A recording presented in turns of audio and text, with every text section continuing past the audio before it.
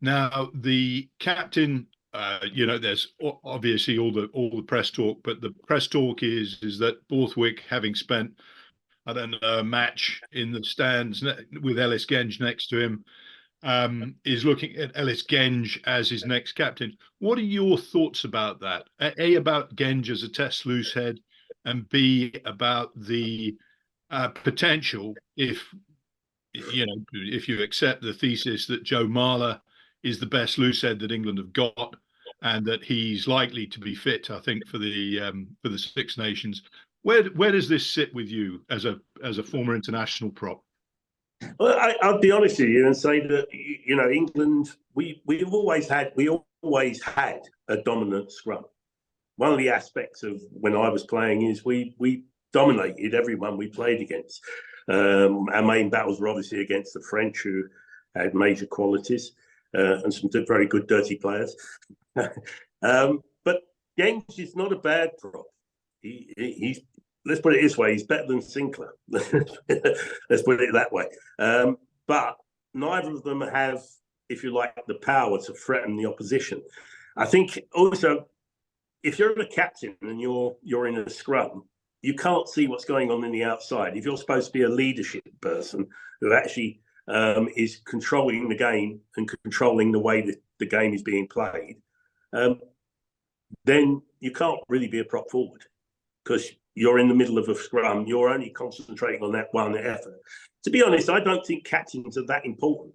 Certainly when we were playing back in the day, yes, it's a historic thing that we have a captain, and it's a bit like being in the armed services. A captain is chosen.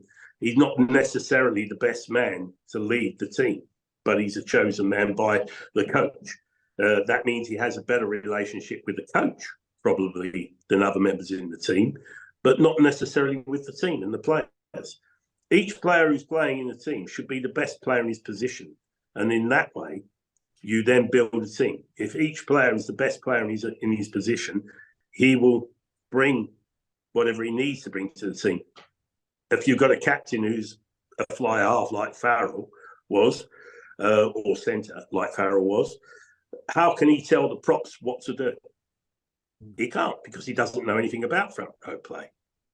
And vice versa. If you're a prop forward, how do you tell the backs how to attack, where to attack, what areas of the game we're going to play? Are we going to play a kicking game? Are we going to play a running game? Whatever.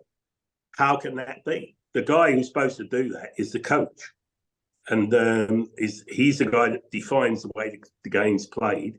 The captain is just the man who relays the coach's message. Jeff, it's a really good point you make about the coach and the captain, because I think Genge's best rugby by a million miles was when he was at Leicester, when Borthwick was there, and when Borthwick made him the captain. And this is about 3 years ago now, wasn't it? And I remember then writing a piece saying that Genge is probably the England captain going forward. And if you pick, 3 years ago, I believe that was the situation. But now, him and Sinclair have both, well, trod water would be the polite way of putting it at Bristol as props, in my opinion. And he goes down the pecking order as captain, in my opinion. But it seems that Borthwick does still rate him and is going to try and sort of regenerate him for England like he did for Leicester. Do you believe you're not going to want your captain leaving the field? Yeah. 60 minutes. That's another one, but it happens, doesn't it? And if the way that the game's played now, front row forwards don't play for 80 minutes. No, I agree with the premise that you pick your best players first, and then you find your captain outside that. Sometimes there'll be blokes who are inspirational because of the way they play or because of their personality. That happens sometimes, doesn't happen all the time.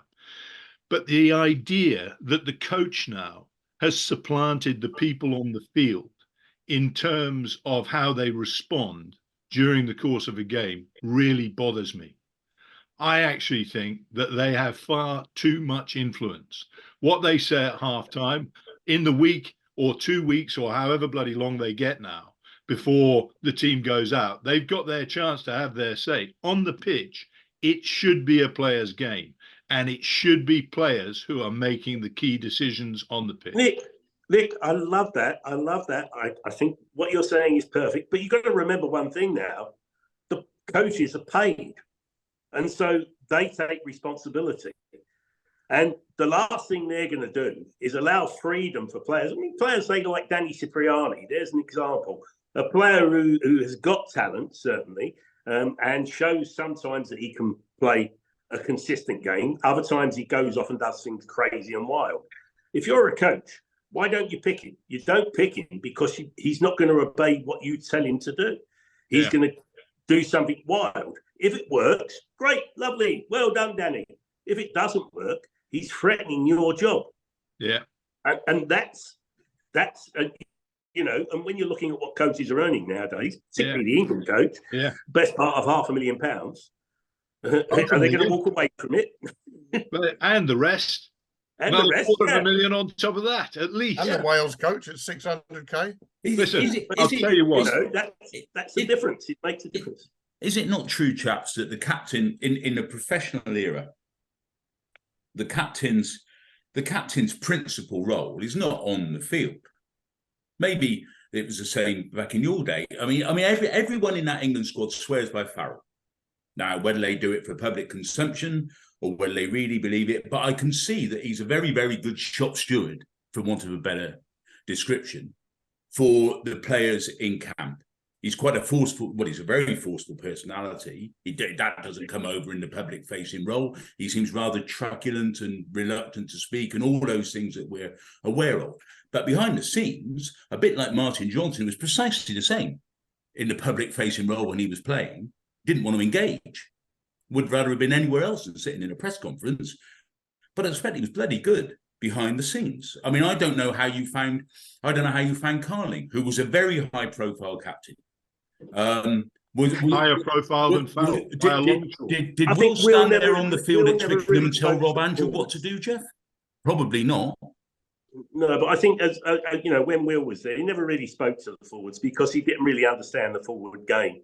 And to a certain extent, we were, should we say, a group of our own in that sense. We played our own game.